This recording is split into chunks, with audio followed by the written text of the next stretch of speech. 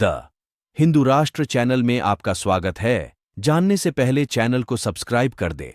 दरअसल तुलसी का पौधा भगवान विष्णु को बेहद प्रिय है।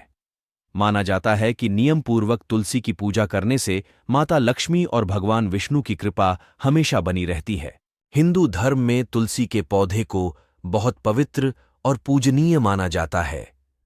तुलसी में कई तरह के औषधीय गुण भी पाए जाते हैं। पौराणिक मान्यताओं के अनुसार तुलसी के पौधे में मां लक्ष्मी का वास होता है। जिस घर में नियमित रूप से तुलसी मां की पूजा की जाती है, उस घर के लोगों पर माता लक्ष्मी और भगवान विष्णु की कृपा हमेशा बनी रहती है। तुलसी की पौधे की पूजा हर दिन करनी चाहिए, लेकिन उन्हें जल अर्पित करने के कुछ खास नियम हैं जिनका पालन करना जरूरी है। कभी भी तुलसी को बिना नहाए या अपवित्र स्थिति में नहीं छूना चाहिए। इससे पूजा का फल नहीं मिलता है। मान्यताओं के अनुसार महिलाओं को तुलसी पूजन करते समय महिलाओं को अपने बालों को खुला नहीं रखना चाहिए।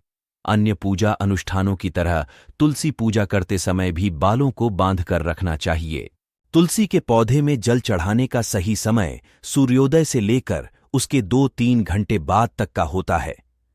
इस समय अवधि में ही तुलसी को जल चढ़ाना सर्वोत्तम माना जाता है। याद रखें कि तुलसी में हमेशा संतुलित मात्रा में ही जल चढ़ाना चाहिए। बहुत ज्यादा जल चढ़ाने से तुलसी का पौधा जल कभी भी रविवार और एकादशी के दिन तुलसी को जल नहीं चढ़ाना चाहिए और न ही इस दिन तुलसी के पत्तों को तोड़ना या छूना चाहिए। माना जाता है कि रविवार और एकादशी के दिन तुलसी मां का उपवास रहता है और इन दिनों में उन्हें जल चढ़ाने से उनका व्रत खंडित हो जाता है। तुलसी के पत्तों को कभी भी बेवजह न तोड़ें। तुलसी के पौधे में माता लक्ष्मी का वास माना जाता है, इसलिए जब भी तुलसी की पत्तियां तोड़ें तो हमेशा हाथ जोड़कर उनसे अनुमति ले लें। इसे कभी भी चाकू, कैंची या नाखून से ना तोड़ें। ऐसा करना अशुभ माना जाता है।